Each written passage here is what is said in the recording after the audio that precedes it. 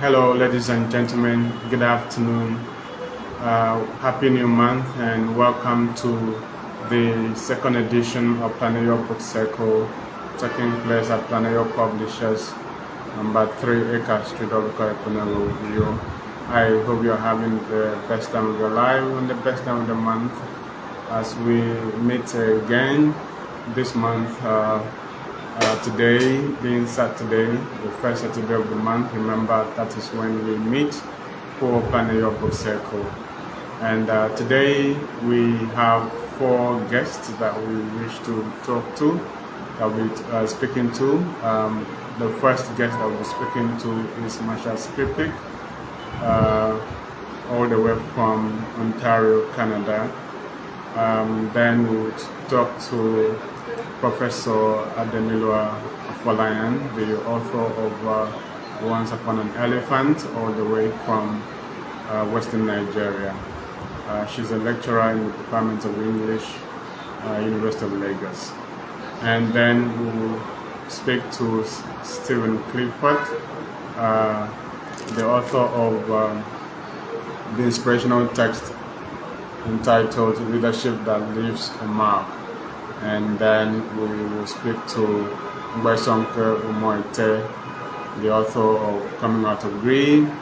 Mbesonke Umoite is a graduate of English from Akwa Ibom State University. She'll be joining us here for the event. And I need to remind you that Planeyo Book Circle is the gathering of book and art lovers in Uyo and its environs to discuss books, review books, read books, and it is aimed at promoting the literary culture around here. And then I'm welcoming you once again to Planeyo Book Circle today, first Saturday of the month of November 2025. Very soon we'll take on our first author, Marsha Skripik, very soon as we progress. For now, we'll take. Are you looking for a place to have your quality printing done in Uyo? Look no further than Planeyo Publishers for your quality direct imaging printing. Our services include graphic design, photocopy, color photocopy, typing and printing, lamination, flex and poster, book publishing, wedding and burial programs, ID card printing, passport printing, photo enlargement. You can also make your gifts more valuable when you brand them. Let's brand your gift items and souvenirs. Visit Planeyo Publishers at number 2 Eka Street off Ikone Road, Uyo, Akwa Ibom State. Or call 0802 7898 705 002 789 8705. Planeyo Publishers, publishing the dream works.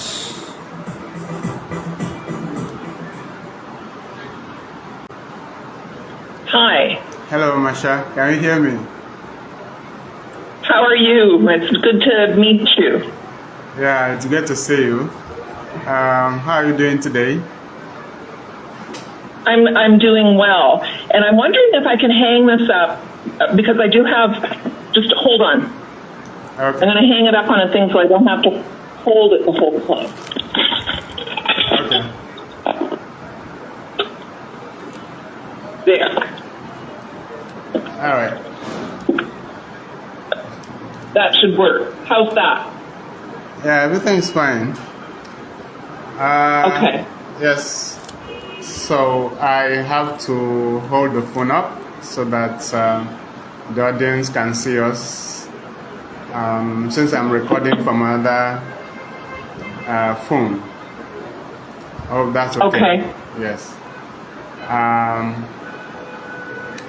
Okay, so let us start by reading your biodata.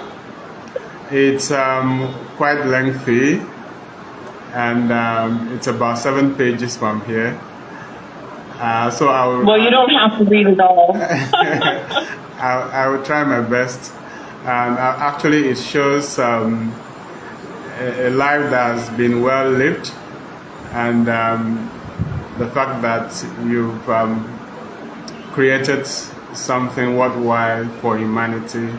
I think your life has been an inspiration. That's what your bio data shows. Thank you. So congratulations. Well, I'll read as much as I can. So Marsha Skripik is an internationally best-selling children's author whose books span a century of worlds from a kid's view, concentrating on those stories that have been erased by oppressive regimes. Her best-known book is Making Bombs for Hitler. Her most recent is Kidnapped from Ukraine trilogy. She has received death threats and honors for her writings. Marsha lives in Brantford, Ontario, Canada, and she can be visited on our online on our website, kala.com. I'm going to read your works. Works published by... don't. Don't read the award. I've been published for 29 years. It would just take forever. Just say many, yes. And that's fine. Of course, don't worry about reading them. Yes, I will not read all. I'll just read some, maybe the first 5. So you have Silver Threads, published in 1996. You have The Best Gifts, published in 1998. You have The Hunger, published in 1999. Enough, published in year 2000. And you have Hope's War, published in 2001. Nobody's Child, published in 2003. Aram's Choice, 2006. And Making Bombs for Hitler, 2012. And that is the work that connects us and brings us together. All right, so yes. I need to tell the public that I discovered Marsha Skripik, if I'm allowed to use the term discover. After all, in European history, the Europeans will say that they discovered Africa in the 18th century or 17th century. So I think I could say that I discovered Marsha Skripik in 2023 when I was in the UK for a research stay at Newcastle University. I was studying dictatorship and its effect on the vulnerable members of society, especially women and children, because I wanted to compare the European tradition and the African tradition. So when I checked to see text that I will use, I saw Making Bombs for Hitler. And when I started reading it, I never regretted that I made that choice. Because there in Making Bombs for Hitler, I saw a kind of part of history, European history, that has not been brought to light, you know. And I was surprised that, you know, such aspects of European history actually existed. And so I must thank Marsha for doing a great job for ensuring that these stories are told and are never buried, you know. So let us start with your childhood, your education, and where you were born, when you were growing up, and your parentage, and how you relate with Ukraine and Canada at the same time. Sure. So I was born and raised in Canada. Canada is a land of immigration. So we have a vibrant Indigenous community, but we also have a huge immigrant community. And my grandfather came from Ukraine, fled from occupied Ukraine before the First World War. And when he came to Canada, he had a homestead, but then he was arrested by Canada and put in an internment camp where he was forced to do slave labor in World War I for Canada.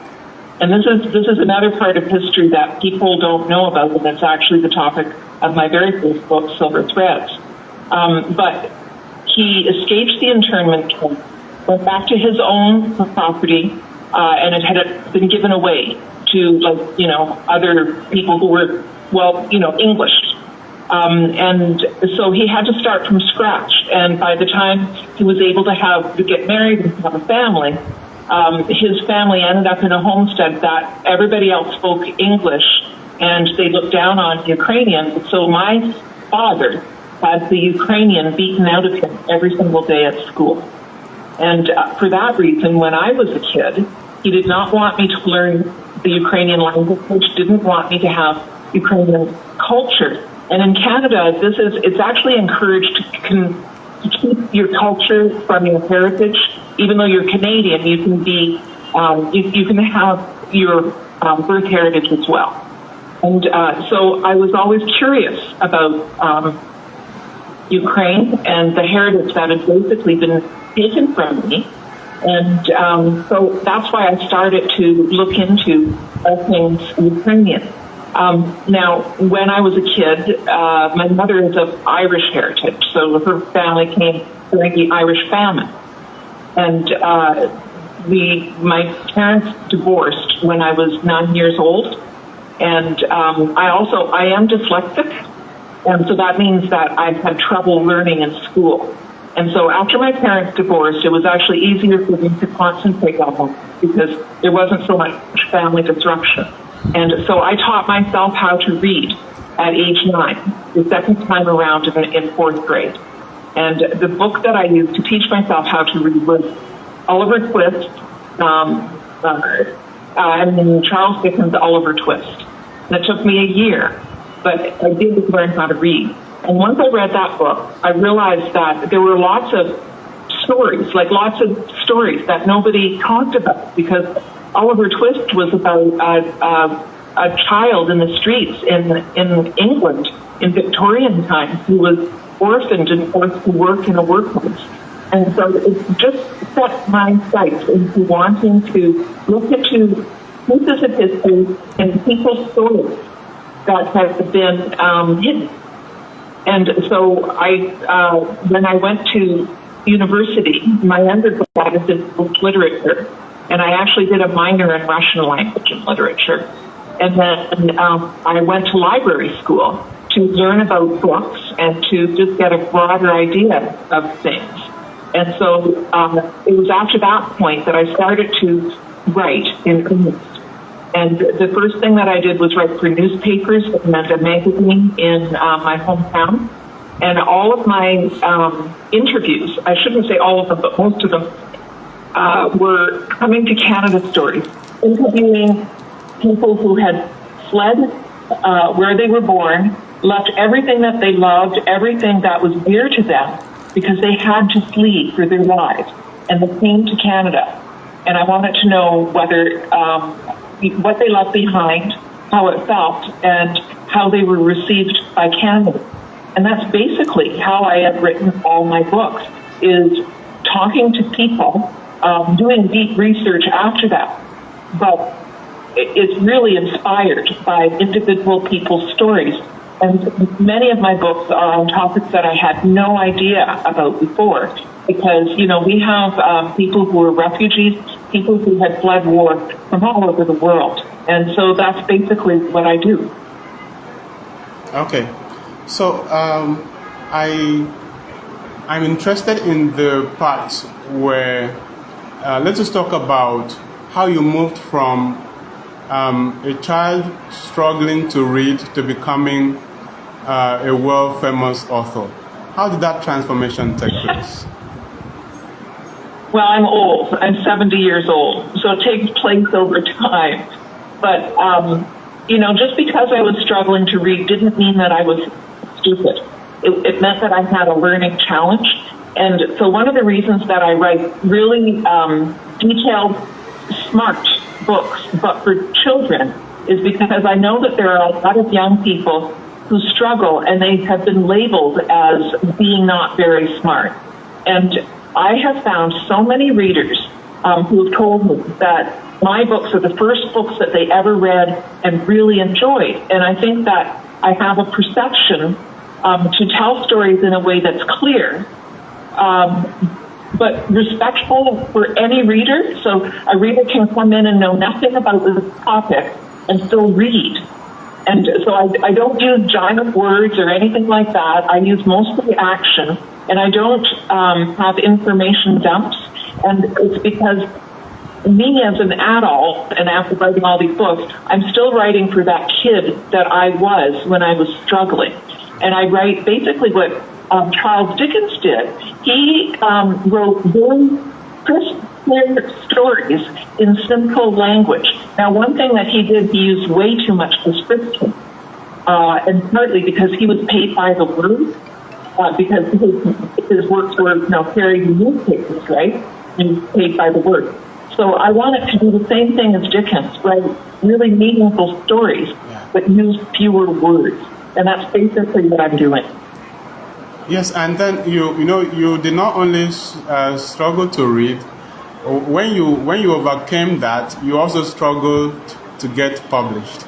Could you tell us about your journey to publishing?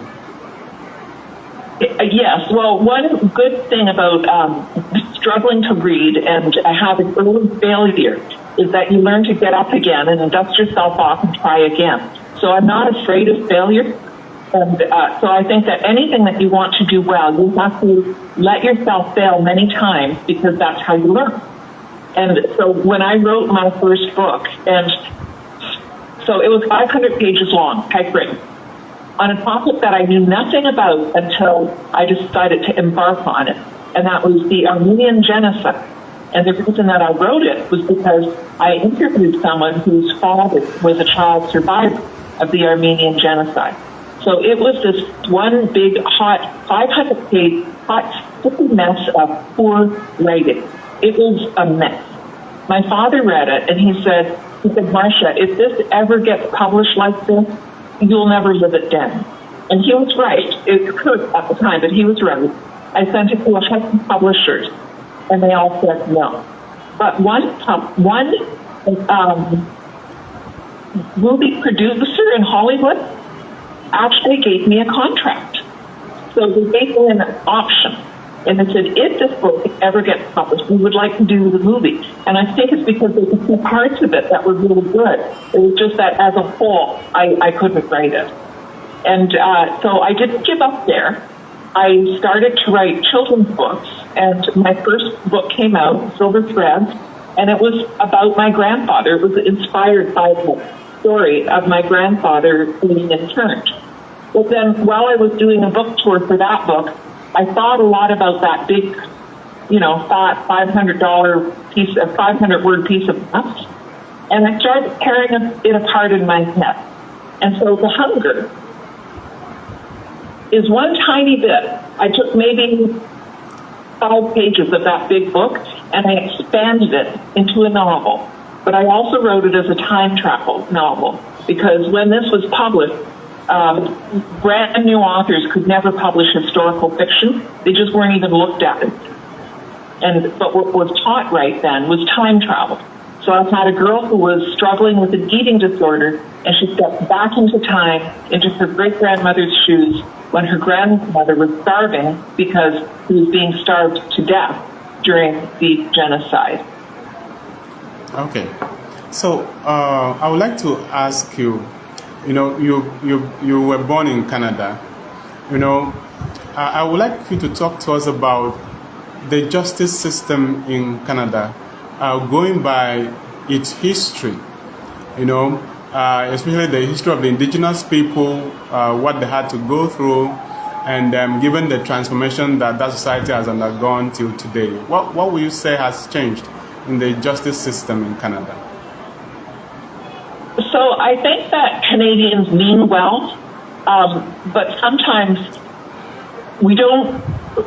Throughout history, we don't realize all the trouble that we cause, and so Canada was built on Indigenous territory, and Canada was built by treating people who were already here pretty horribly. And I think that we're starting to make amends for that.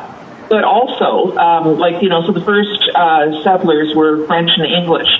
And, it was like their domain. It was like they owned it. Like Britain and France owned Canada, right? And so it was this sense that everybody else didn't count as much. And then as different waves of immigrants came to Canada, they were treated very poorly too. And so when Ukrainians were invited to come to Canada, and this was around 1900, so 1896, 1900, the reason that they were invited, and they didn't know, they were fleeing because they were under oppression themselves. But they were coming to Canada to displace Indigenous hunting grounds, but they didn't know that. Now, interestingly, when Ukrainians were placed out west to be wheat farmers, so that also Canada could then have a railway system across the country, which they used Chinese workers that they wouldn't even become citizens. So they, let them work and then sent them back home. It goes on and on. But anyways, the Indigenous communities out west actually helped Ukrainians. And so my aunt is Métis. My cousin is Métis, because there is much intermarriage and helping of the communities. The other thing is, you often see, or I don't have it here, you often see Indigenous people wearing a certain kind of scarf, and it's actually a Ukrainian scarf. So there's much interconnection between those two cultures because they were both oppressed. But they both lifted up each other, and I think that you can say that about a lot of a lot of Canadian culture is that there's blending and there's uplifting, and we try our best, but oftentimes people don't even realize their own prejudice, unfortunately. And so there are little bits of, there are small stories that have not been told. By small, I don't mean actually small. It's just that they have been made small because there's been no attention given to them. And one of the things that I try to do in my writing is put a light on pieces of Canadian history that have been ignored, left in shadows. Yes, thank you very much for that. And that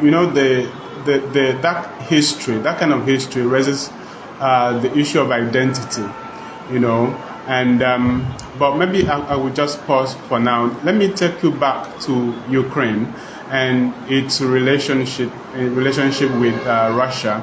Currently Russia and Ukraine are in a war, and I would like to ask you what the genesis of all this conflict is, and what you think ought to be done in order to resolve it.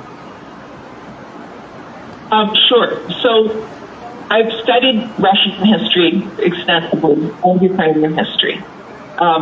The main issue is that Russia sees itself as an imperial power, so much like what Great Britain did. Great Britain felt that they could own things. And Russia is still under the impression that they deserved certain other countries. And the thing is those other countries don't want to be part of Russia. The other thing is that Russia itself doesn't consider Ukraine to be a country, and doesn't consider Ukrainian to be an actual identity. So the theory, the Russian world, sees Ukrainians as Russians who don't know any better. And so, that's very disturbing to the Russian psyche, to see these people who don't even know that they're Russian and fighting Russians. This is how they see it. Now, in reality, Ukraine and Russia have had two separate histories for a very long time. And so Ukraine has always had a history of democracy, and Russia has had dictators. And, I'm going right back to Ivan the Terrible. Russia has had dictators, even in Muscovy, right?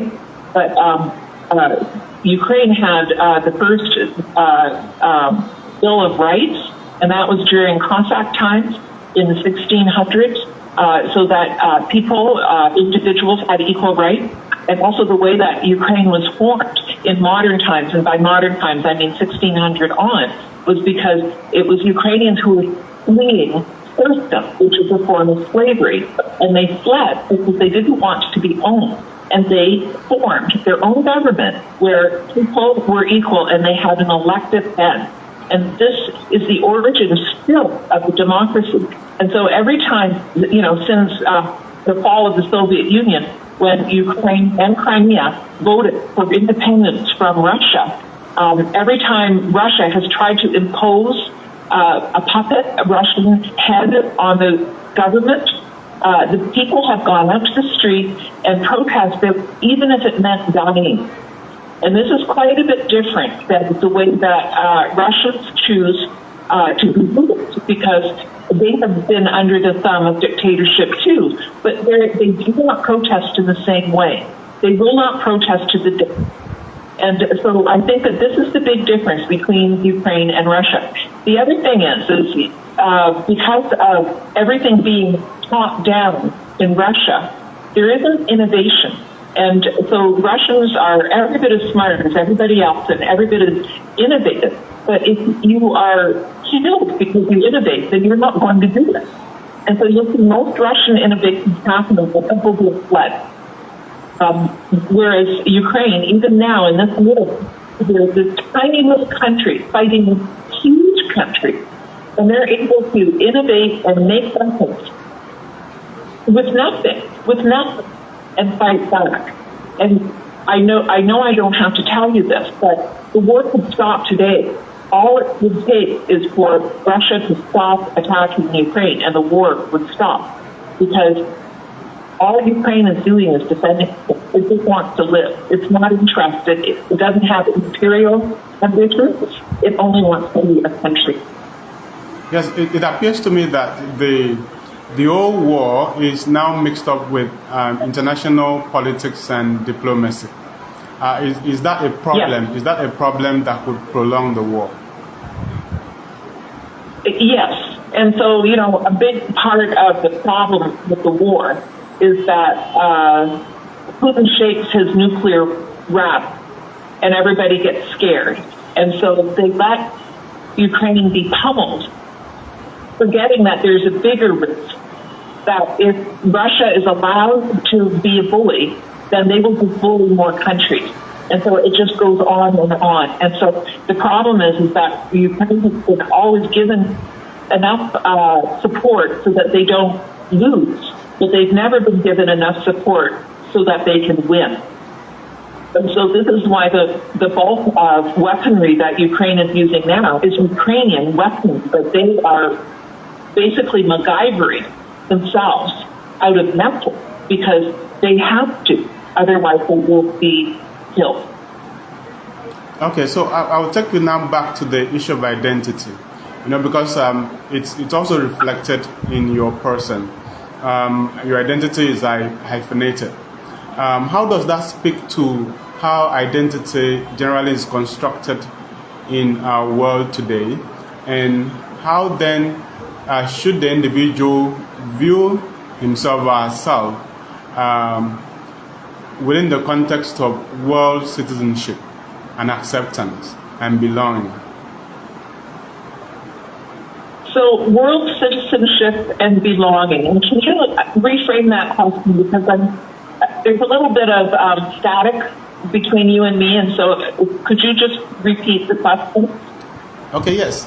So, taking into consideration your identity, which for me is hyphenated, and then consider how probably other individuals in the world who find themselves in that kind of identity situation. How can the individual navigate belonging and acceptance in a world of shifting identities? That's an interesting question. I think that, for one thing, we have to think of ourselves first as humans, and that every single human is equal. And so the issue of nationalism, like whether you're Canadian, whether you're Nigerian, doesn't matter as much as the respect that each individual gives to each other as a human being. And so I like to think of myself as a citizen of the world, and I like to strive to treat everybody like I would want to be treated myself. And so that really transcends any kind of nationalism at all. And that is what I hope that most citizens of the world do. Okay, so let us now talk about making bombs for Hitler. How did you come by that story, and what inspired you to write it? So I knew about the Ostarbeiters, the Eastern workers, for a very long time, because there are many, when I started to write, so in the late 1990s, I would do readings at seniors' homes of Silver Threads. And there would be, women in wheelchairs, they would be wheeled out, and they had been Ostarbeiters. And I wanted to know more about the experience, but they would not talk to me. And in fact, when I tried to interview them, they would just wheel themselves out in tears. They would not talk to me. And so, it was a quest for me to find out more, to find out why they didn't want to talk. And so, I've written many, many books, but always wanted to come back to this topic. What happened to these women when they were kids in World War II that was so traumatic that they wouldn't even talk about? And even their family, I'd talked to the sons and daughters, and they said, no, it's not something that we can talk to our mother about. And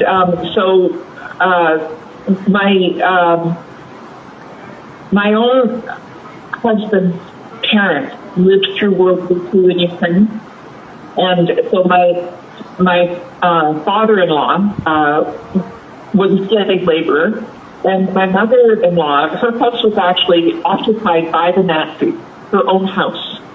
So what that meant was her mother and her father and she were captive in their own house.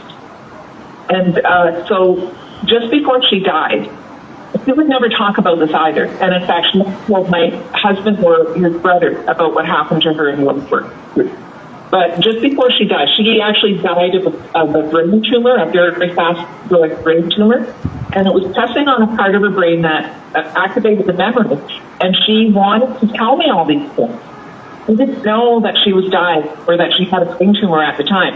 But what happened was the story poured out of her, and she told me, she said, you must promise to write a book about what happened to me.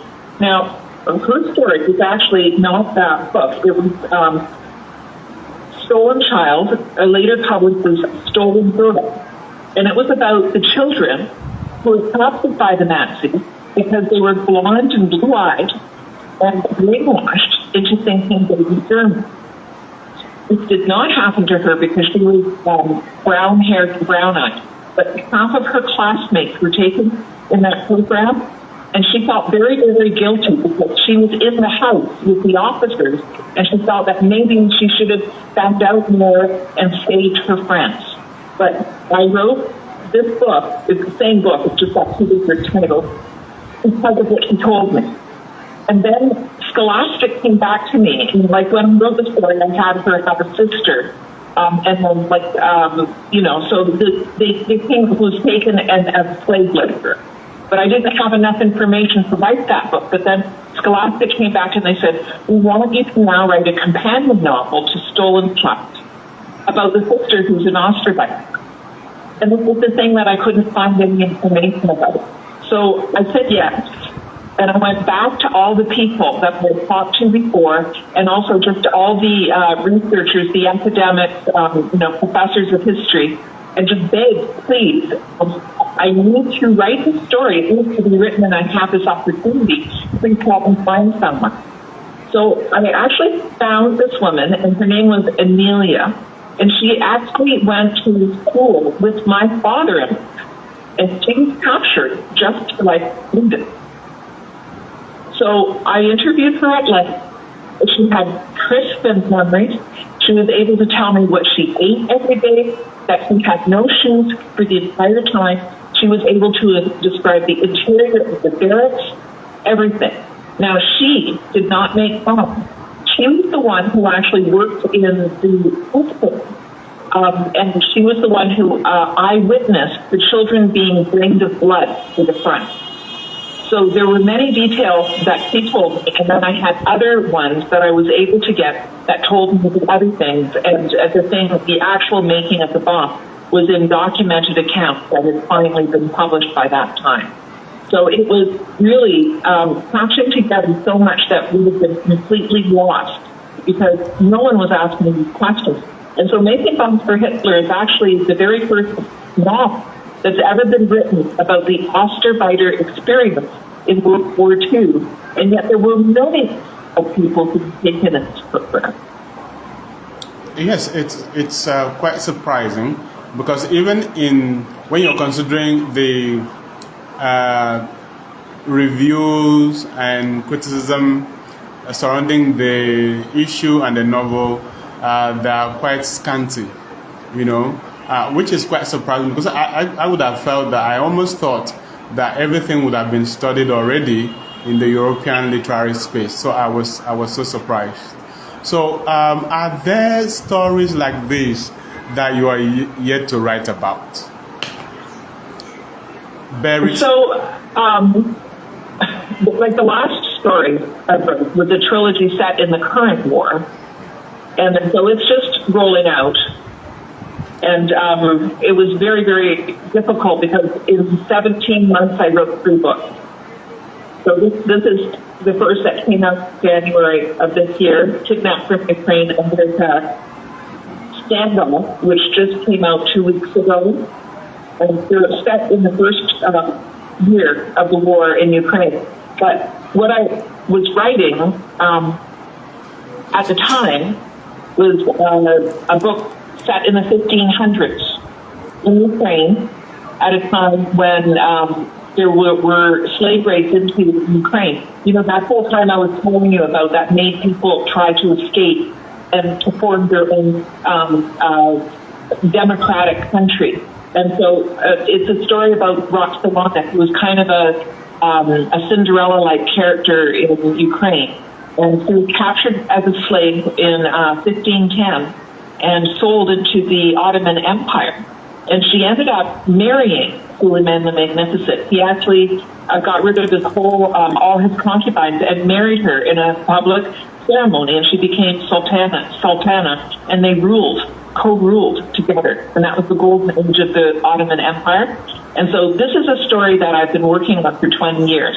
And it's one that I really, really want to tell because there's more to it than that. Because there's this amalgamation of so many different cultures and intersections of so many different cultures. And in every single way and in every single instance, every group experienced slavery, but in a different way. And to me, that really appeals to me because it's a story that has been told before, but it's always like it's been told the good guys and the bad guys, which never works. Like you have to look at everybody because everybody is equal and everybody has their own experience and to see how history interacts to create this situation. And so that's what I'm working on. But I also have Book 3 is being published in April of 2026 of the trilogy. So right now I'm doing a lot of talks and everything about the trilogy. And so it's hard to write while you're doing that, especially when you're going back in time 500 years. Okay, so I'd like to ask you about Hitler, the chief antagonist of the work Making Bombs for Hitler. Although we don't get to talk to him or see him act, we know that his influence is all over the novel. What kind of person, how will you describe Hitler today, when you look back and considering everything that he did? So, I mean, he was a very magnetic person.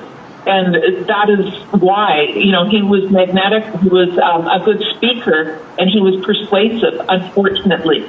And so he convinced a lot of people to think differently about themselves and the world. And he did this really vile thing. And unfortunately, you can see it in the world today with many dictatorships, where he put human beings on a hierarchy of worth. And it was the most dangerous and poisonous thing that you could do, to treat humans as if one human isn't equal to one human. And so he had a hierarchy of humans, and of course he put his own at the top. And then he said, we are the only true humans, and this means that we can kill everybody else. And he was very good at propaganda. But, you know, like, the thing is that you do see people like that, magnetic, evil people who come up in generations. And at the time of World War II, there was more than Hitler. Because, you know, there's the Vichy regime, there's Mussolini, there's Stalin. Stalin who killed more people than Hitler. And they were all able to convince their populace that somehow the personal dignity of them counted on being cruel and murderous to other people. And that is, I can't think of anything worse than that, honestly. So do you think there are still leaders in the world today who act and think like Hitler? And do you think that we've learned from the Hitler lesson? No, we haven't learned our lesson. And I think that Vladimir Putin is very much like Hitler. He's doing the same thing. The Lebensborn program that I wrote in this book, he's doing this. He's stealing children, and he's brainwashing them into thinking they're Russian, and giving children weapons training so that they can go back to Ukraine and kill their own families. The things that he is doing are the same, and part of the reason that Russia has not learned its history is because they used a deep propaganda campaign within Russia and the Soviet Union. So people don't know the history. So just as an example, in Russia, there's no such thing as World War II. It's called the Great Patriotic War. World War II started in 1939, but the Great Patriotic War started in 1941. The reason that Putin wants Russians to not realize that the war started in 1939 is because of the Stalin-Hitler pact, when the Nazis and the Soviets were working together in between 1939 and 1941, and they carved up Eastern Europe, the two of them. And the Soviets did massive killing. They had many huge mass graves all over the country. And so, no, he hasn't learned, because he reveres Stalin. And in fact, even the Russian Orthodox Church put out holy cards to Stalin, if you can imagine, and even had a church calendar dedicated to Stalin, who killed millions, including Russian Orthodox. There's not been a lot of learning from World War II history in some places. I could mention other dictators as well, but I'm just going to focus on Putin right now. Yes, at this point, I would like you to read your favorite passage from Making Bombs for Hitler, and then we'll now go on to discuss some parts of the novel. Okay. So I like to read the first part. Okay. Because it's when the two sisters are together, and it's the last time that Lita sees her sister until much after the war. Okay. Chapter 1, Losing Larissa, 1943. The room smelled of soap, and the light was so white that it made my eyes ache. I held Larissa's hand in a tight grip. I was her older sister, after all, and she was my responsibility. It would be easy to lose her in the sea of children, and we had both lost so much already. Larissa looked up at me, and I saw her lips move, but I couldn't hear her words above the wails and the screams. I bent down so that I could hear, so my ear was level to her lips. "Don't leave me," she said. I wrapped my arms around her and gently rocked her back and forth. I whispered our favorite lullaby into her ear. A loud crack startled us both, and the room was suddenly silent. A woman in white stepped in among us, and she clapped her hands sharply once more. Children, she said in brisk German, you will each have a medical examination. Weeping children were shoved into a long, snaking lineup that took up most of the room. I watched as one by one the children were taken behind a broad white curtain. When it was Larissa's turn, her eyes went around with fright. I did not want to let go of her, but the nurse pulled our hands apart. Lida, stay with me. I stood at the edge of the curtain and watched as the woman made Larissa take off her nightgown. My sister's face was red with shame. When the woman held a metal instrument to her face, Larissa screamed. I rushed up and tried to knock that thing out of the nurse's hand, but she called for help and someone held me back. When they finished with Larissa, they told her to stand at the other end of the room. When it was my turn, I barely noticed what they were doing to me. I kept my eyes fixed on Larissa. She was standing with 3 other children. Dozens more had been ordered to stand in a different spot. When the nurse was finished with me, I slipped my nightgown back on. I was ordered to stand with the larger group, not with Larissa. I need to be in that group, I told the nurse, pointing to where Larissa stood, her arms outstretched and a look of panic on her face. The nurse's lips formed a thin, flat line. No talking, she said. She put one hand on each of my shoulders and shoved me towards the larger group. A door opened wide. We were herded out into the blackness of night. Larissa screamed, Lida, don't eat me. I looked back into the room. I could not see her. I'll find you, Larissa, I shouted. I promise. Stay strong. A sharp slap across my face sent me sprawling onto the cold, wet grass. I scrambled up and tried to break through a sea of children. I had to get back to Larissa. Strong arms wrapped around my torso and lifted me up. I was thrown into darkness. With a screech of metal, the door slammed shut. Yes. That is the part where the sisters are separated, the initial stage of the novel. While I was reading the novel, I was wondering at the metal object that was used to test the children. What was that all about? What? It was a caliper.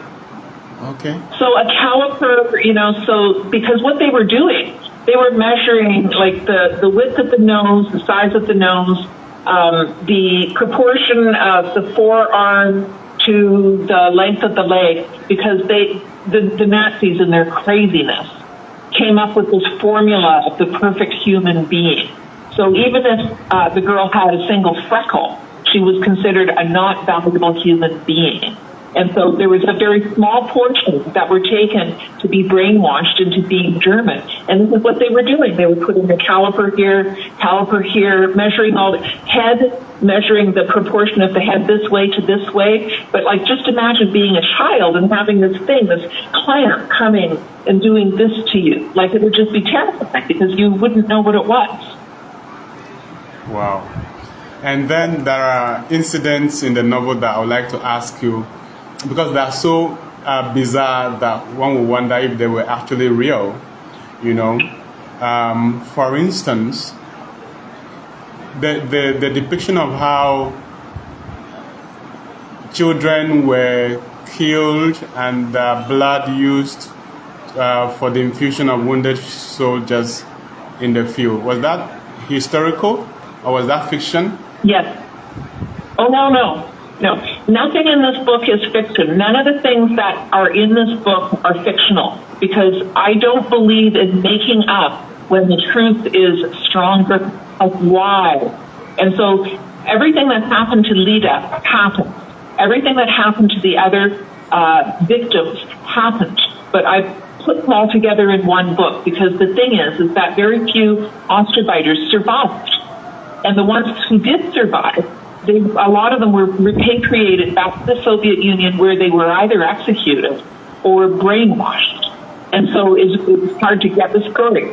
But Amelia, the woman that I interviewed at length, she worked in that hospital, and her job was to sweep up, just like Yulia in the book. The Hungarian girl, her job was the same. And so I asked her, I said, wasn't there anything that you could do to help? And she said, no. She says, I was just brought into the room to clean up after. And she said, and it was awful. All I could do was to sing to them as they died. And when she told me that, she was just weeping. She was just so hysterical because she was a prisoner who was subjected to that and couldn't help. A prisoner with her own hands tied that had to witness what was happening to the children. And so what the Nazi theory was that once Ukrainians reached a certain age, that they were tainted by their Ukrainianness. That if the blood before they became, before they had puberty, was pure enough to use on Aryans. So that's why they used the children, the young children who've been tortured that way, just blood transfusion material. It's really horrific. I think that's one of the most horrific parts of the book.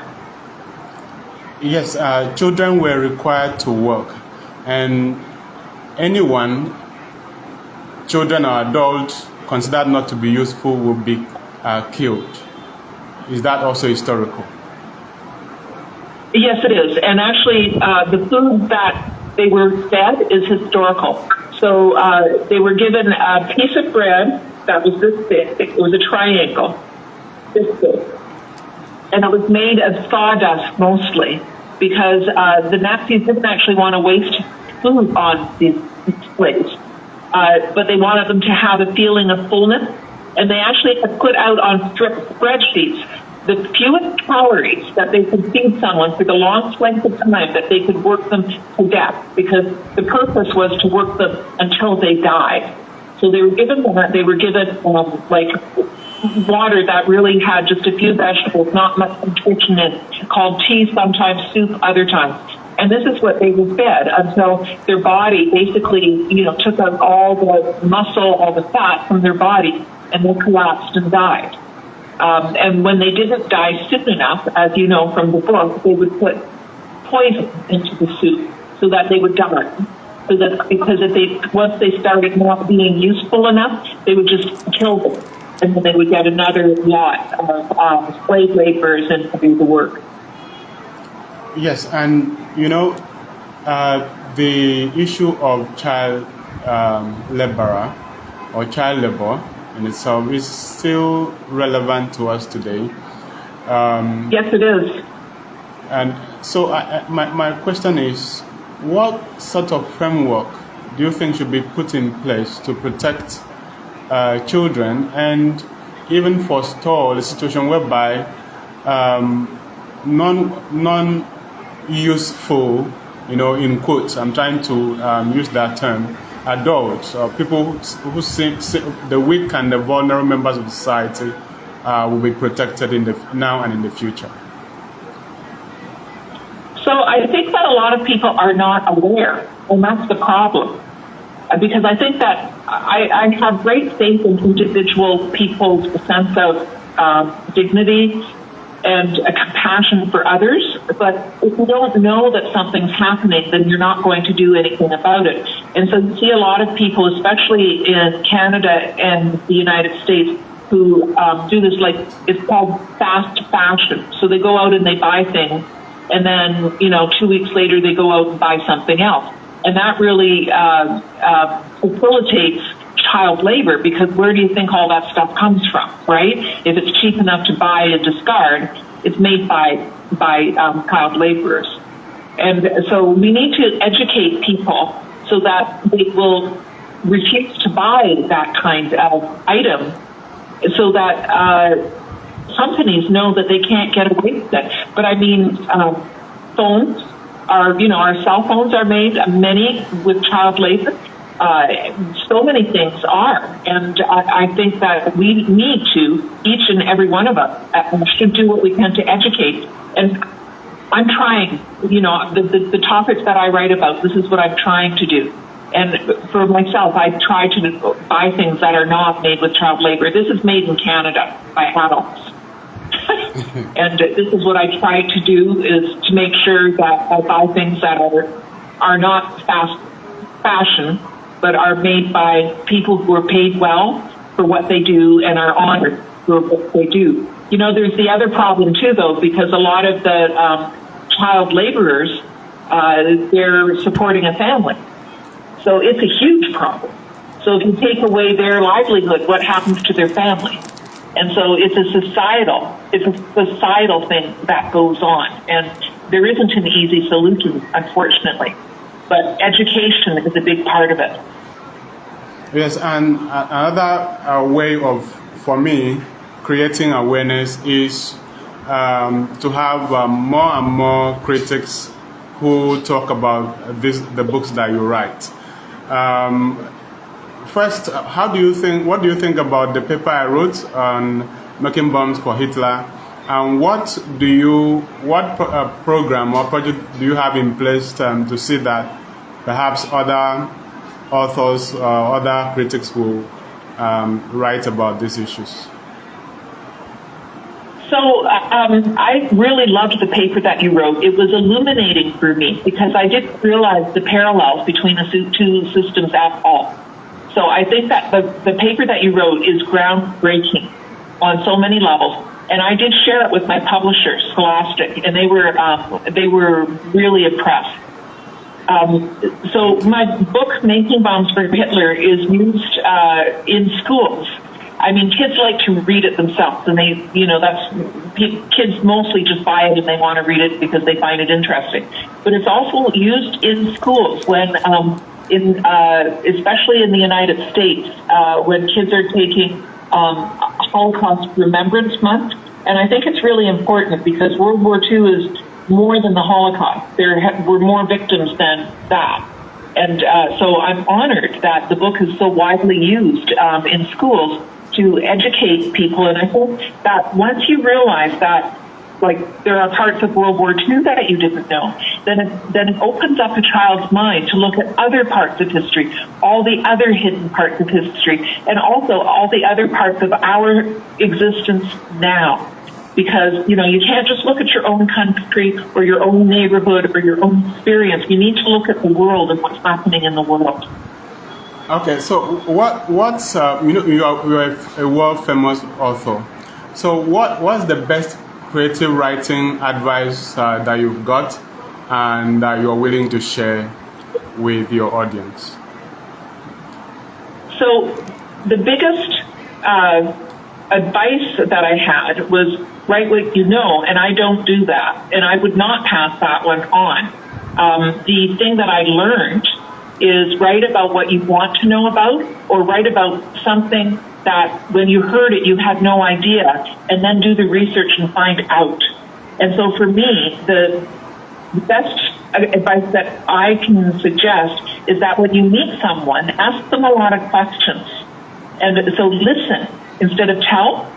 And if you listen, then you'll hear things that you never dreamed existed. And this is how we can know about our world, is to listen, ask questions, and learn from what you hear. The other thing is let yourself fail. So take a challenge that is so big that it terrifies you. And then when you fail, do it again. And then when you fail that time, do it again. Because the only way that we can learn and the only way that we can write things that haven't been written is to let ourselves fail spectacularly, pick ourselves up, and do it again. Okay, so let me ask you, will you ever come to Nigeria? Thank you. Yeah, I'm sorry? I'm asking if you ever come to Nigeria. I would love to come to Nigeria at some point. I think that you have a very interesting country, and I hear that you have one of the biggest movie industries in the world. Yes. Which I find fascinating. Nollywood. Yes, Nollywood. And a deep history that I don't know enough about, and so many friendly people too. Yes, have you? Do you have knowledge about Nigerian writings? Maybe famous authors from Nigeria. I am not familiar with a lot of Nigerian authors, and once you and I connected, I have been it's been more on my radar, and you have such a deep and broad literary tradition, and it's really admirable. And you yourself have written so much. Thank you so much. I really hope to be like you someday, Masha. You've really done so much for the literary world, and I wish you well as you continue to write, to educate, to entertain, and to inform the world. Because of time, we have to go now. I hope that we'll meet another time. Maybe I'll get to have another copy of your book that I'll read. Maybe you give me a suggestion. You can say, read this one because it will fit into your research, and then that will connect us more again. Well, and it's such an honor to speak with you, and I have such deep admiration for what you do. And congratulations on this project, this book club project that you're doing. It's brilliant, and thank you so much. Thank you. What's the weather like in Canada? The weather in Canada? So it's about 11 degrees Celsius right now. So nice and warm. All right. So have a blessed day. Enjoy your time. Enjoy your day. Thank you. Right. Bye-bye. Bye.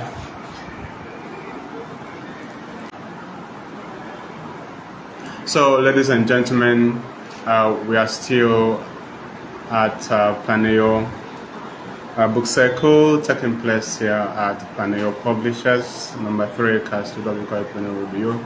This is the second edition of Planeyo Book Circle, and we have our guests in the house. We've just spoken with Masha Skripik, all the way from Canada. She's the author of Making Bombs for Hitler.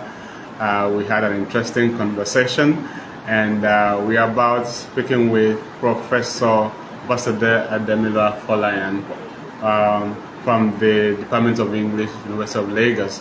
She'll be speaking to us about her book, Once Upon an Elephant, which is one of the recommended texts for WAEC in the current curriculum, right? And I think she's here with us. Welcome to the Planeyo Book Circle. So first of all, I would like to read your biodata. It's quite short, but I know that you just decided to abbreviate it. Professor Bosede Afolayan lectures at the Department of English, University of Lagos. She is a professor of comparative drama and creative writing. She is the author of Look Back in Gratitude and Once Upon an Elephant. The latter is on the recommended list of literature in English for WAEC syllabus 2026 to 2030. The play was on the long list of the 11 for the NLNG 2018 Drama Prize. Her first collection of poetry is entitled Conversations.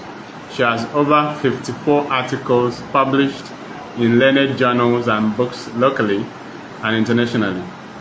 Her edited book, Nigerian Female Dramatist, was published by Routledge in 2021.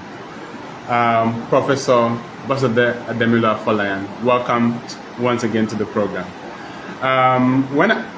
Thank you very much. Yeah, when we look at your name on Once Upon an Elephant, there's a slight difference with your name in this biodata. Yes, I used my father's name, who sent me to school, for my creative writing. I combined it. Yes. Okay, Prof. So, Prof, I combined my son name, my maiden name, with. Okay. I think you are Afolayan. Okay, Prof. I think I understand now. So, tell us about. And I'm not the only one doing that. You know, Professor Adimora Ezeko. Yes, Prof. She does that too. She's the chairman of the advisory board of Yes, Prof. NLNG. Yes, Prof. Harrington, Gary Sala does the same. So it's not new with me. Yes, Paul. So, Paul, tell us about your childhood, when you were born, where you were born, and your education and your parentage. It's all in the book. It's all in this book. Where I was born, yes, my parents were teachers, and I was born in Ikoyi, but I'm from Biloko Street. And the schools I went to, they are all in the book, the introductory part of the book. If you have a copy of that, you can get it there. Yes, Paul. I finished from Ife in 1988, and I did my master's and PhD at the University of Lagos. Yes, Paul. Paul, at what point did you consider that lecturing would be your calling? I just told you that my parents were teachers, and my father was an headmaster. We went through all the villages in Ekiti, and I was very close to him. I saw what he was doing as a teacher, and I liked that. And I always wanted to be a teacher, but at a higher level. And thanks to God, I'm what I wish to be, to the glory of God. Yes, Paul. So, how would you compare the education system, the kind of education you had, with the one that we have today? Is there any difference? Of course, there's a big difference. Apart from the fact of the advent of technology and all of that, there's a big difference from what we used to have when I was growing up and what we have now. There's a very big difference. Apart from the fact of the advent of technology that exposes our students to so many chat groups and where they could plagiarize things and pass it on as their own. And that when I was growing up, we had no luxury of chat groups, or what you call Spark Notes, Chat GPT, and all. You have that. You have to go to the library to read. And after digesting what you have read, you try to write it in your own words. That was what we had at that time. But that life is different. We are moving on with technology, the advent of AI and all of that. Things have really changed. You can imagine a student calling you 12 midnight. Excuse me, I wanted to submit my assignment. When there was no GSM, we were getting to see our lecturers and there was no problem. But now they have access to their phones and they can call you any time of the day. It's a big difference. There's a big difference. A whole lot of difference. Yes, Paul. So you've been teaching for this many years. Let me ask, how would you describe your teaching experience? It's fun. It's interesting. That's all what I wanted to do. So I'm enjoying my work. I enjoy my work, teaching, researching, and contributing to community development. That's what I've been doing. I've described my work as very interesting and fascinating. And then it has taken me to so many places in Nigeria and abroad where I've presented my works among other scholars, and they've been well received. In fact, in 2021, I published a collection of essays, edited a collection of essays titled Nigerian Female Dramatists, Expression, Agency, and Resistance, and it's been received. I've enjoyed my work, and I'm still enjoying it, and I hope to do more. Okay, but what are the challenges that you faced as a lecturer this many years? The main challenge we have now, not just me, but all of us, is finance. The fact that we are not paid commensurate to the work. That's the major problem that we have. But we are trying to do what we love to do and touch lives, impact lives, and hope that some of our bright students will come back to to teach so that there will not be a gap, and the brain drain will not have so much impact on the educational system. The challenges have been the kind of remuneration that we get that's not commensurate to the work that we do. That's the only thing. That's the only problem that we have. Prof, it's not peculiar to me, all of us. Yes, Prof. And how does that affect teaching and research?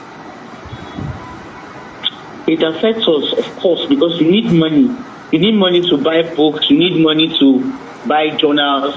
You need money to do research, to travel and conduct research. Either want to do an interview, your research is textual. You still need money to buy these books, journals, and these expensive. They are expensive.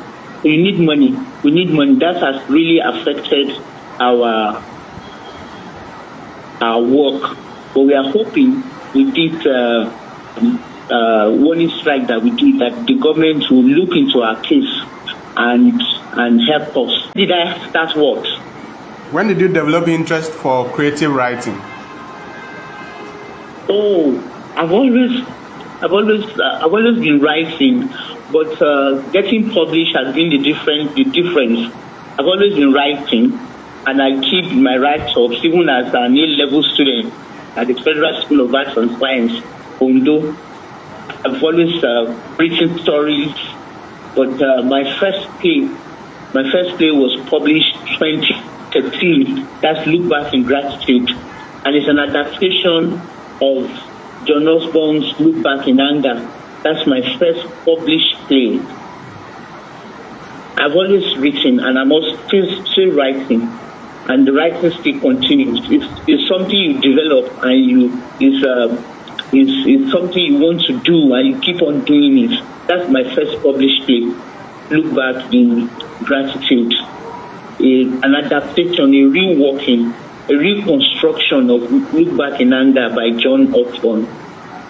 Yes, because Look Back in Anger by Osborne talks about the angry young man who is dissatisfied with his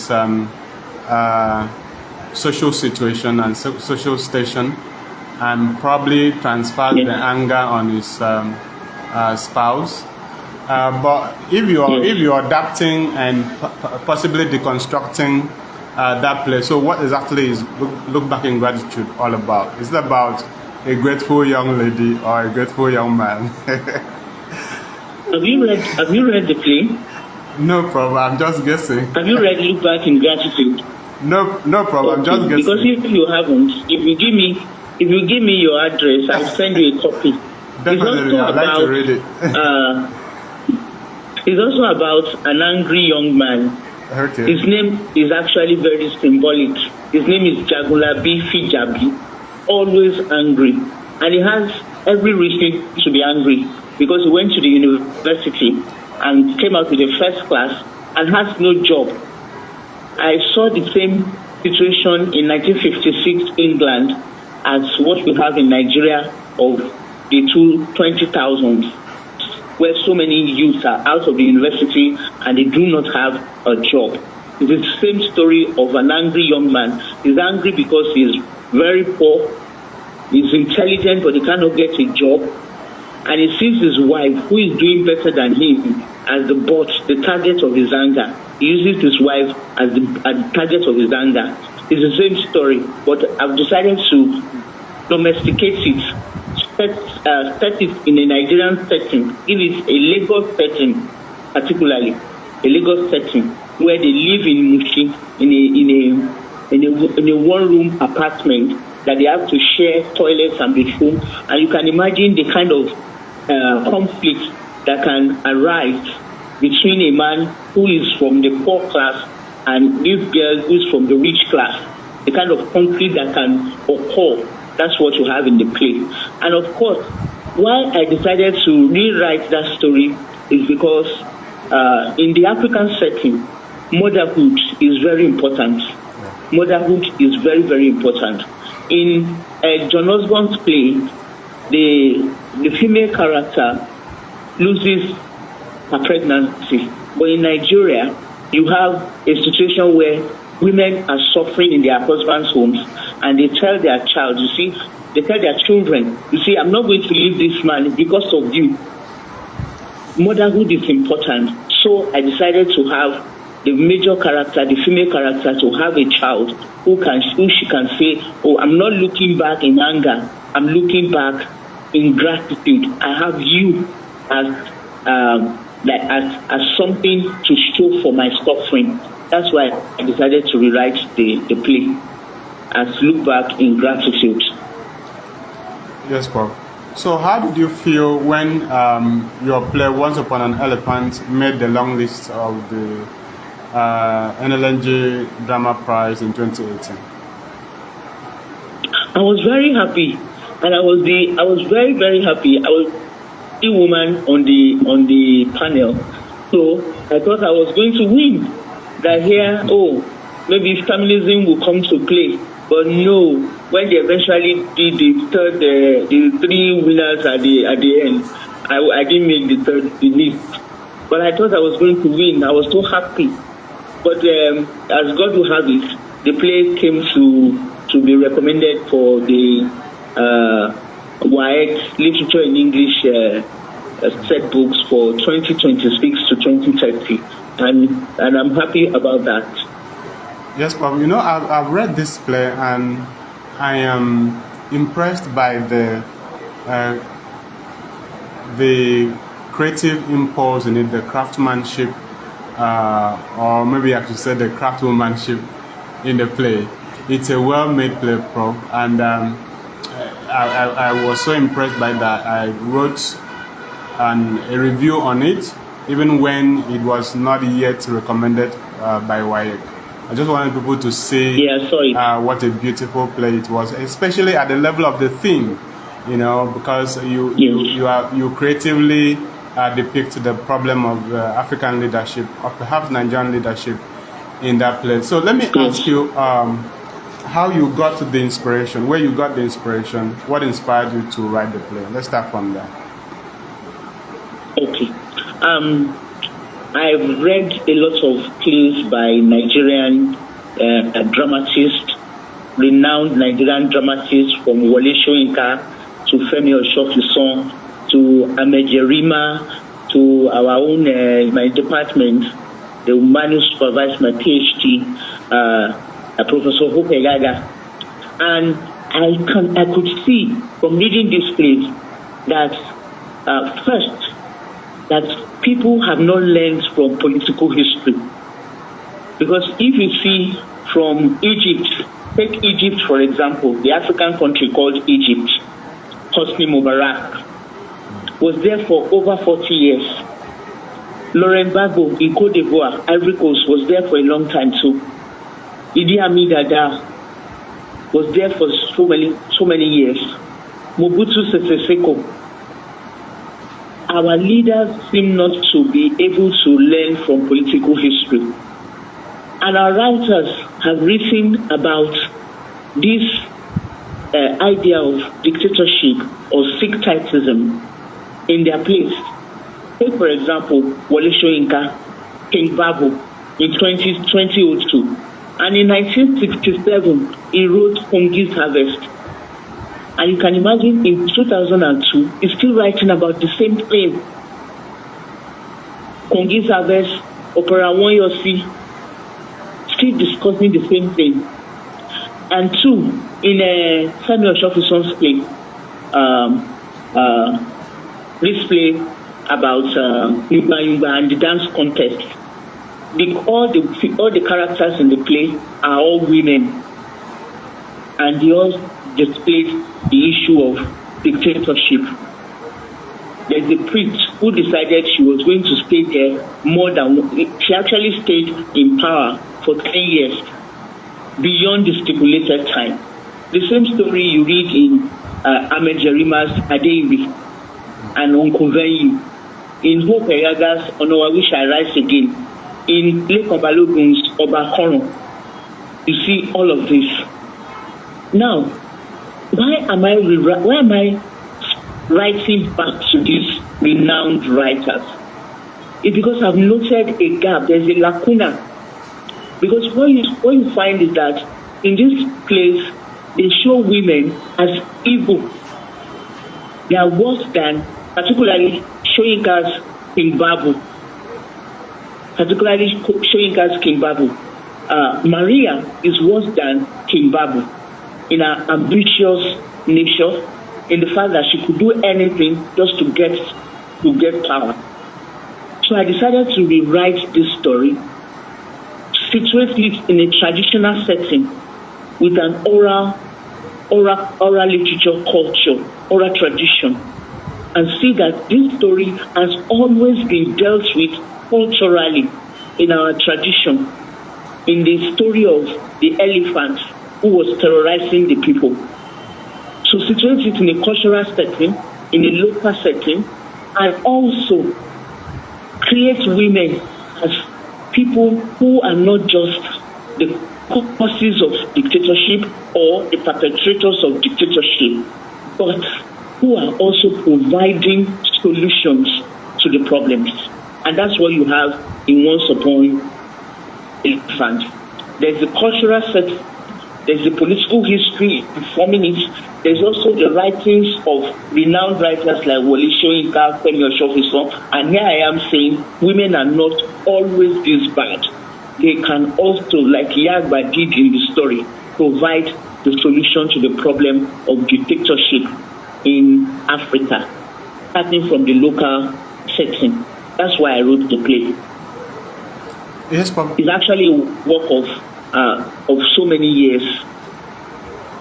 Yes, so because the way you dissect the problem of dictatorship in Africa shows deep knowledge of the issue. But the question I want to ask is, because foreign nations have been implicated in some literature, in some extant literature, in the perpetration of dictatorship in Africa. But in your writing, Once Upon an Elephant, we do not see that foreign element. We do not see that those strings being pulled. What statement are you going to are you sending across by eliminating the foreign influences on how dictatorship is replicated in Africa? Are you saying that we have the agency to do something about it, even though some people could stay outside the country to outside Africa to pull strings here? I'm actually aware of the colonial incidents and the influence of colonialism that has to play on our politics. I'm very much aware of that. But I'm saying that charity begins at home, but it must not end there. Let's fix ourselves from the very source of our beginning. When leaders get there and they are not taking not just for themselves, but they are for their generations just yet unborn, but they are out to the people. Let's say home. Nora Trent, sweet. Sonia, talk about me. The way politics fix us from home. Don't pointing at external. That's what I'm trying. Okay, Prof. Let me ask you about a particular character that impresses, that is a significant character in Once Upon an Elephant, and that's Serubawa. No, it's called Sherubawan. Okay, Sherubawan. You must learn to pronounce it properly. Yes, make them afraid. Names in this place are symbolic. Yes, Prof. The names in the play, they are symbolic. It's Sherubawan. Prof, what does it mean? Make them afraid.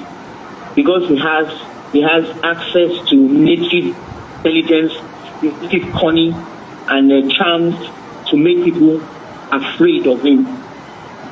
And he's a godfather to Ajanoku. Also, if you have read Adeboye Babalola's Salute, and you see how he stands as Ajanoku, the Oriti, that's the praise of an elephant. And the Ajanoku is called an elephant, and you don't say, I've seen something when there's an elephant passing, because it's imposing, it's big. You can't just say, I saw something pass by. I saw a glimpse of something. Because when you see an elephant, you know you are an elephant. So it's actually taken from Adeboye Babalola's poem, Salute to the Elephant. Ajanoku, a praise name for the elephant, and is the name adopted by Planeyo to be his name as a king. Yes, Bob. And the play depicts the intrigue that usually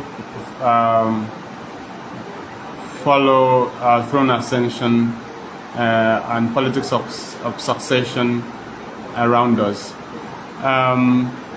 Yes. I would like you to speak to the character of Iyagba. I hope I get it right. As a force of resistance. No. Iyagba. Iyagba. Yes. Thank you, Prof. Good. You are trying. Iyagba. Yes. So, what does she signify, both in the play and in the larger society? Okay. Iyagba is, in the play, is the oldest woman in the society. 2, she's not just the oldest. She used to be a queen. So she knows the secret door that they used to enter the palace, because she used to live there. And she's also the custodian of traditional, she's a custodian of oral tradition. She knows about the problem of the society and how it can be solved. Beyond that, only one in the play who could speak truth to power. And that's the most important thing I want people to take away from that play. Iyagba is the only one who could speak truth to power. The others were afraid of Ajanoku. Ajanoku could do anything. He took somebody else's wife, pregnant wife, as his own. People came to report a quarrel to him about a farm. He decided to confiscate it. It becomes his own. To the extent that a man had to stab himself, and in Yoruba culture, the king is not expected to blood. So the people had to hurriedly take him away. Even the guild of hunters were afraid of him. They were afraid of him. They could not speak the truth to him. But Iyagba is the only one, maybe because of age, and because also she knows a lot about the culture of the people, knows how these problems can be dealt with culturally. So she's the most, she's the major character there who could speak right Ajanoku. And that's where you have that song that, in fact, there are 2 versions of that song about the elephants. The first one is Eri Ajoba. Eri is the name of the elephant in Yoruba. Erika Releo Kawajoba is in the folk tale that almost everybody who grew up in the village will know about it.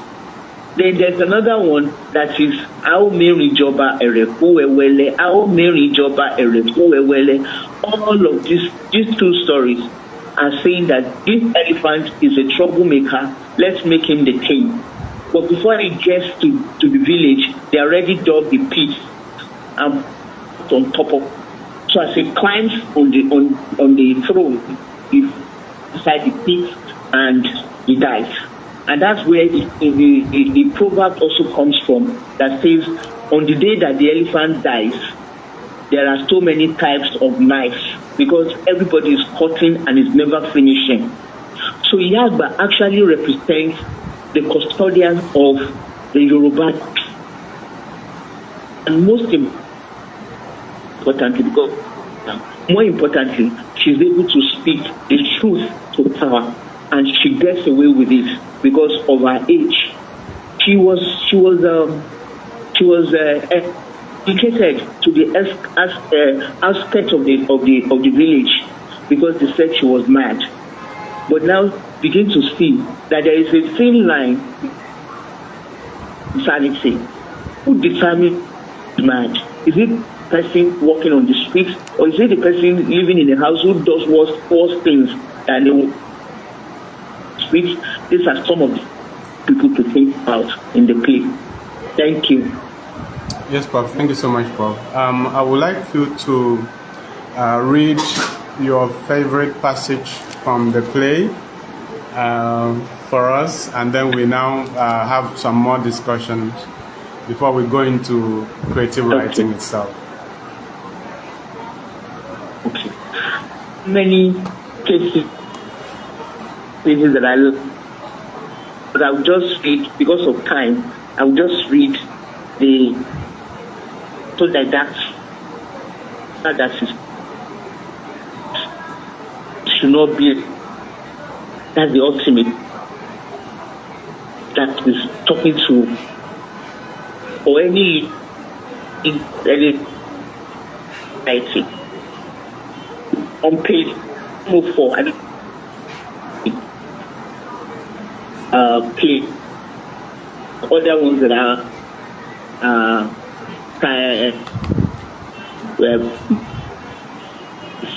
no, this is the official copy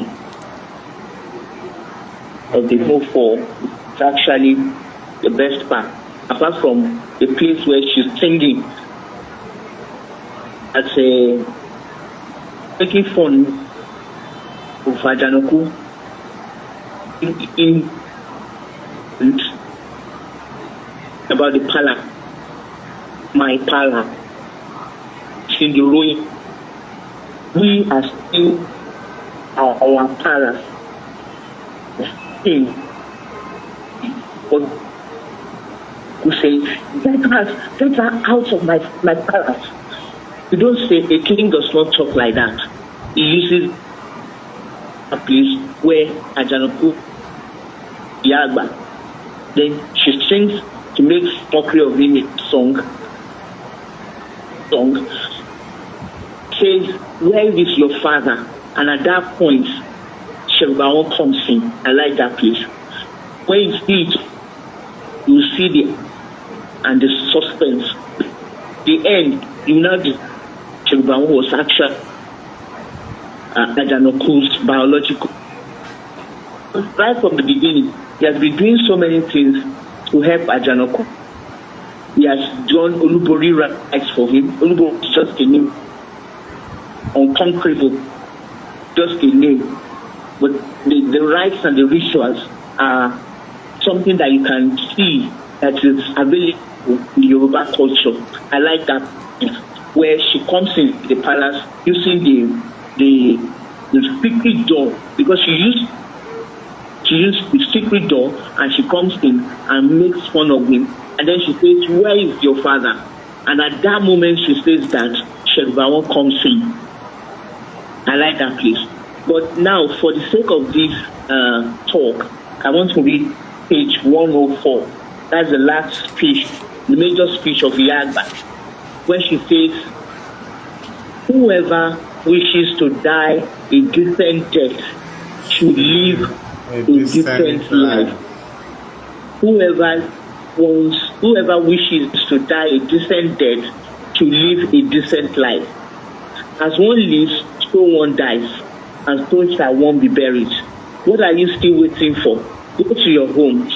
There is nothing anybody can do to help this one. When these people are ready, they will announce the name of their new king. I like that place. And when they asked me, I went to a school in Lekki, and they asked me, what's my favorite quotation in the play? That was what I brought out.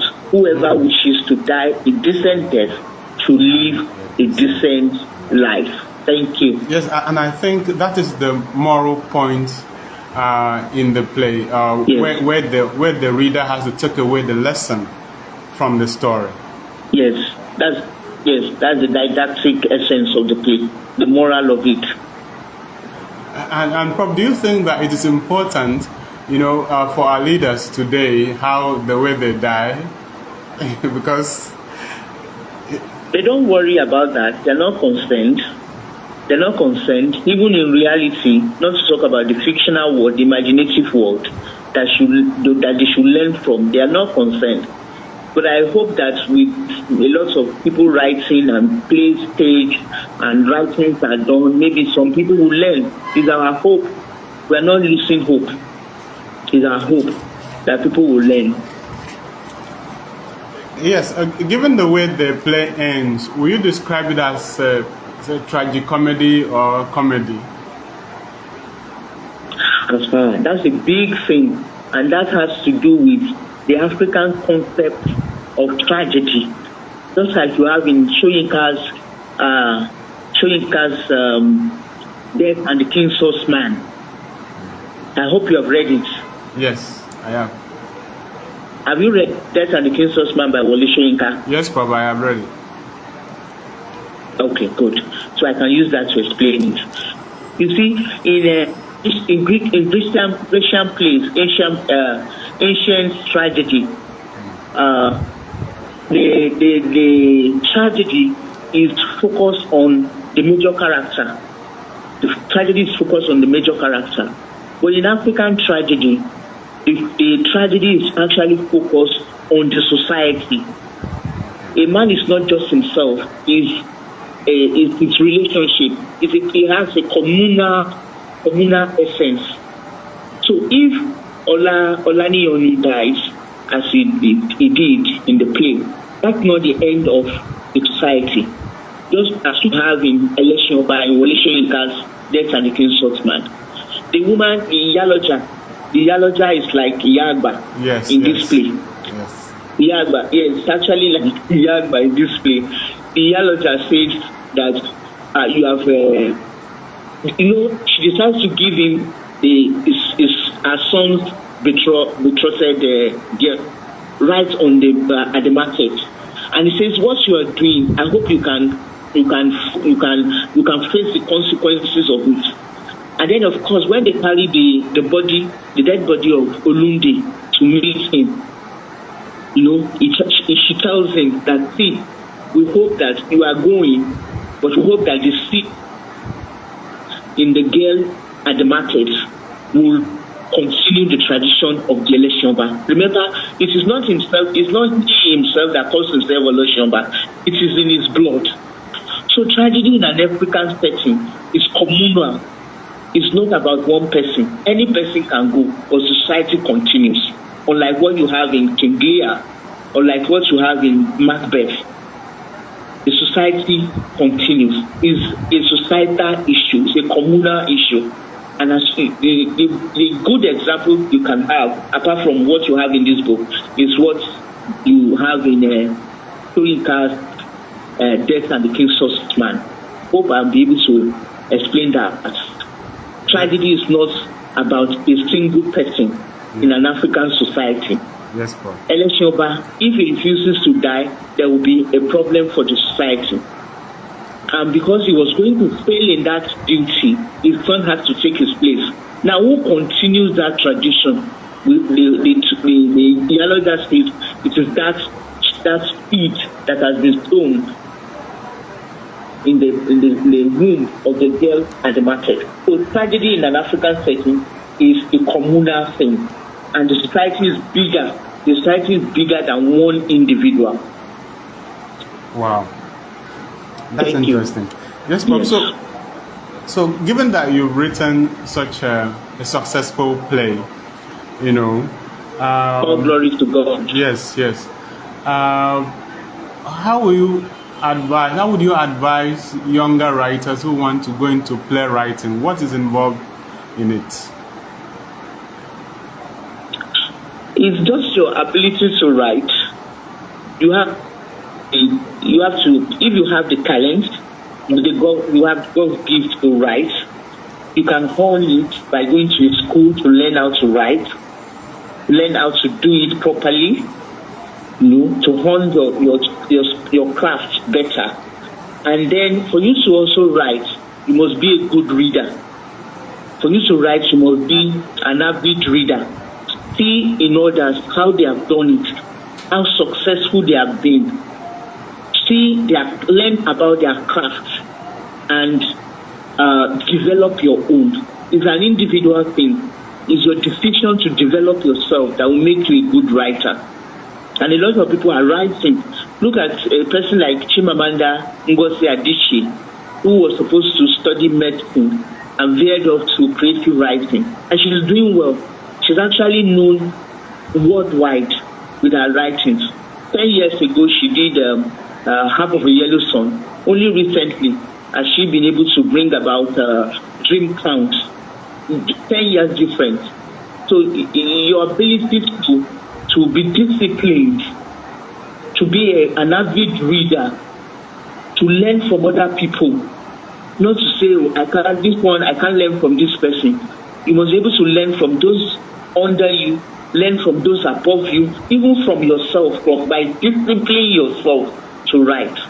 Even when you have what you call writer's block, you are not able to write, then read. The inspiration will come. That's my advice to young people, to keep on writing. You don't know when it will become the thing that will be published and the whole world will know about you. Just keep on writing. Yes, but how long did it take you to write Once Upon an Elephant? Okay, let's start with Look Back in Gratitude. Okay. Look Back in Gratitude, I wrote in a day. Wow. I wrote Look Back in Gratitude in a day because I read Look Back in Anger for my PhD, and I saw the loopholes. That I wanted to rewrite, reconstruct, right back to John Osborne in a day. But this one took me a lot of research into African culture, a lot of research into the works of older writers, Wole Soyinka, Femi Oshofusong, Ahmed Jerima, the first generation, the second generation, all of them still talking about dictatorship and separatism. So it just took me a lot of research. And then when I finished, I gave it to a younger person. Please read this for me and see how it goes. So that's one thing also I would advise younger people to do. When you have written something, put it away and then give it to others to read for you. Then they will be able to see how this thing works on stage. And because the person I gave it to actually saw some loopholes, I was able to point them out to me and I had to do it again. So when you have finished writing the first draft, put it away. Maybe for a week or 2 weeks, even a month, go back to it, then you will see loopholes. Give to others to read for you, because there's nobody is an island. And the title of an essay that I wrote, no text is an island, no textbook is an island. We are always rewriting and writing back to other writers. So it took me a long time. And I'm glad that it became recommended. Yes, Bob. Now, you've also written articles as a scholar. Yes. Yes, could you take us through what you write about? I write about so many things. I write about drama. I write about politics in drama. I write about the diaspora issues. I write about women in drama. I write about Nollywood. I write about so many things, but my focus has been comparative drama. Comparing Nigerian drama with English drama, particularly the works of John Osborne. And then, of course, I also write about, mainly comparative drama, mainly, and women works. I told you that Routledge published my edited volume, Nigerian Female Dramatists. Yes, in 2021. In 2021, yes, which was a big thing for me. Yes, was a big thing for me. It is. So, criticism. How does it work? We have very few critics, and that's usually reflected in the entries sent in for the Nigeria Prize for Literary Criticism. What are we supposed to do to make more people get interested in criticism? Because you don't only write literature, you also write articles. What should we do? Yes. For you to be, in the university system, is your career progression is based on publish or perish. If you don't publish critical works, you are not going to be promoted. In fact, they don't take creative works as part of the criteria to promote you. You are promoted on your critical works, and there are so many critics who cannot write or who do not write. For a person like Professor Theodora Akachi Ezigbo, she does both the critical works and the creative works. You have to be a critic to be promoted, because just anybody can write creative works. That's why you have somebody like Cyprian Quincy with Jaguanana's daughter. Anybody can write. Or you have somebody like this man in medicine, a medical doctor, who's also a writer, who wrote about tenants of the house. I don't know if you have read about him, a medical doctor. So anybody can write creatively, but you have to go to school. You have to be able to compare work. You have to be able to talk about the trajectory and the development of literature for you to do critical work. You don't write in isolation. You must be able to put your work side by side with what others have done, and you must be able to see what are the things that are going on.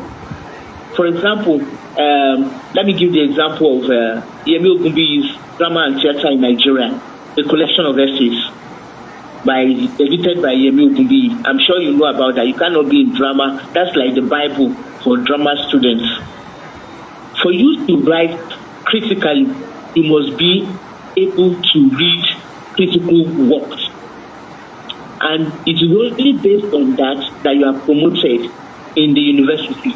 If you are not able to publish, you will perish. You will just be there, you'll be marking time until it's time for you to retire and you go. No promotion.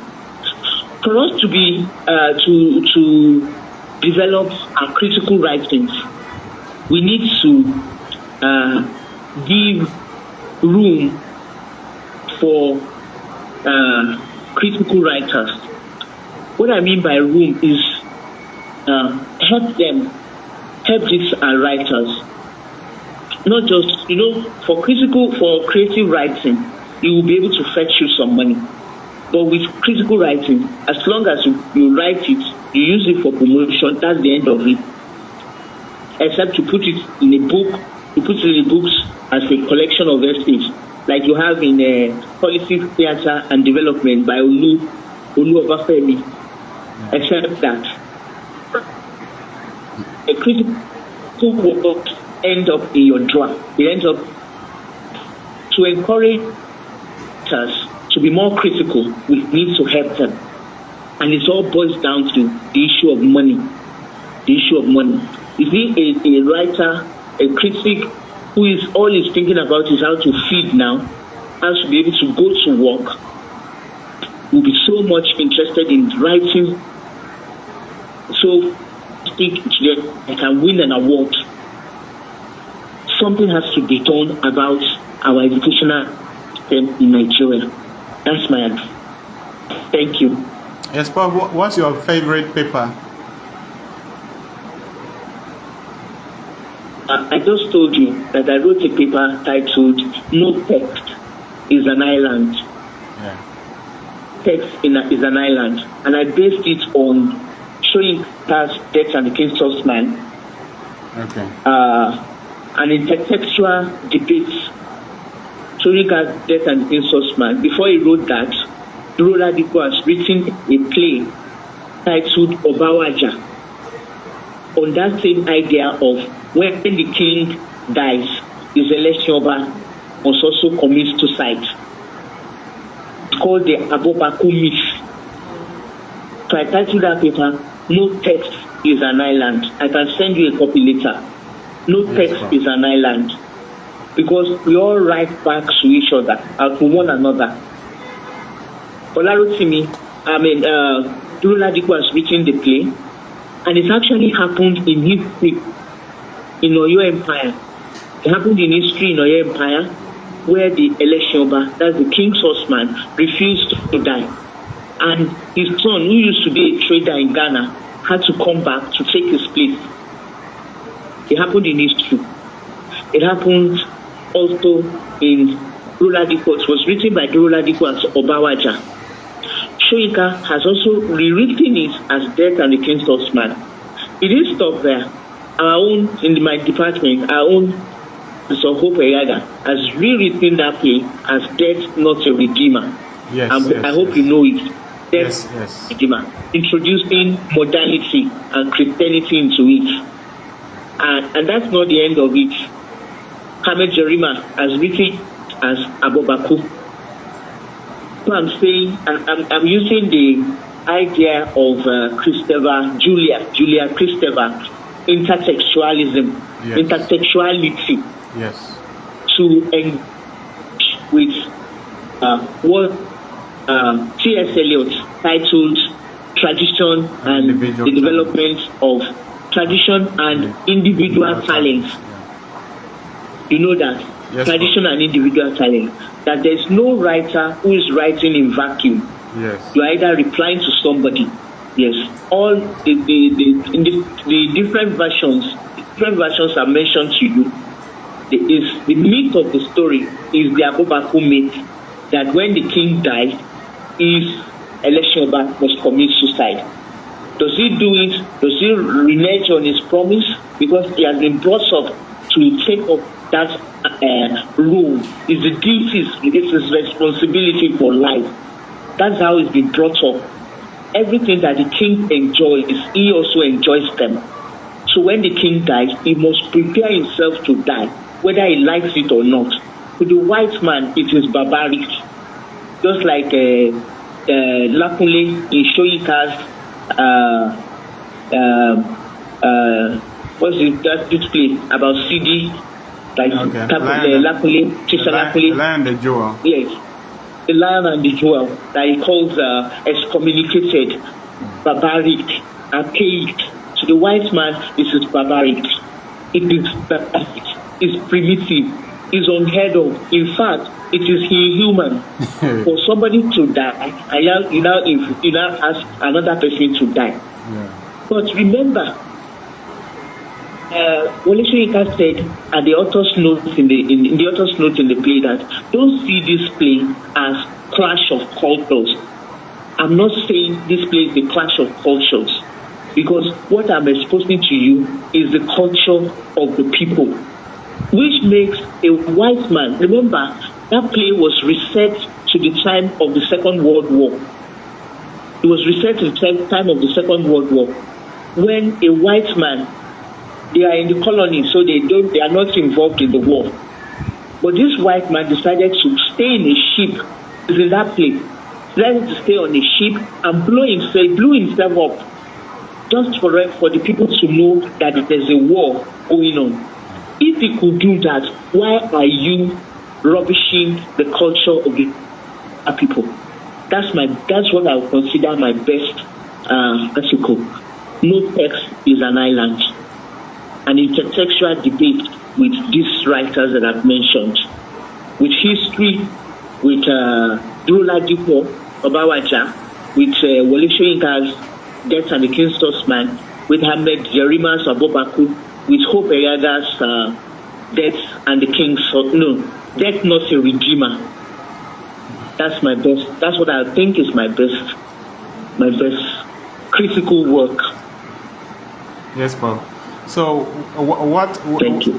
What direction do you think the Nigerian literary criticism is going to right now? I think people are writing. We are just disillusioned. We are disillusioned because and I've said it before. People are writing, that's for sure. But you cannot put hunger in your stomach and be thinking about place to deal with certain things in order to be able to be productive the way we actually want to be. But then, given that economic situation, there is still the fact that people are still winning grants with critical works. They're winning grants. They're winning grants, winning fellowship, Humboldt Fellowship, Commonwealth Fellowship. I won one in 2016. I won the Commonwealth Fellowship. I was at the University of Leeds, to the School of English, where I talked about this same issue of dictatorship in the works of Nigerian dramatists. So the people are writing. We are writing. It's just that it doesn't seem to show because of the quality of it. Because you cannot be hungry and be productive. That's the problem. Okay, Prof. So because of time, would you have Yes. final words for the audience, especially those who are writing, and for everyone, maybe young people, how they should live their life in order to succeed, and maybe the leaders as well, because your play is about leadership? Yes, my advice to younger writers is that they should keep on doing what they're doing. Keep on doing what they're doing. Keep on writing. Keep on reading. One day they will hit the gold mine that they desire to keep. Apart from the fact that the publicity is important. Because that is what is important to me in this book that's been recommended for WIET, that it gets to so many people. People get to know about it. That's the primary aim. Get so many people, and people get to read it, and that they know that something good is coming out of Nigeria. I advise younger people to keep on writing, keep on reading. One day we will all get there. Thank you. All right, Prof. Thank you so much for coming on the show, the program. We have really been blessed by your words. We've been educated, and we are grateful. So once again, congratulations on your book. Thank you. Once an Elephant is an inspiration to every one of us as a younger generation writing. And given that you advised us today, we will follow your footsteps with perseverance and grit. I think the sky is the limit. So thank you so much for inspiring us with your words. Thank you very much. All right, Paul. All right. All right. Have a blessed day. Bye-bye. All right, bye. Thank you.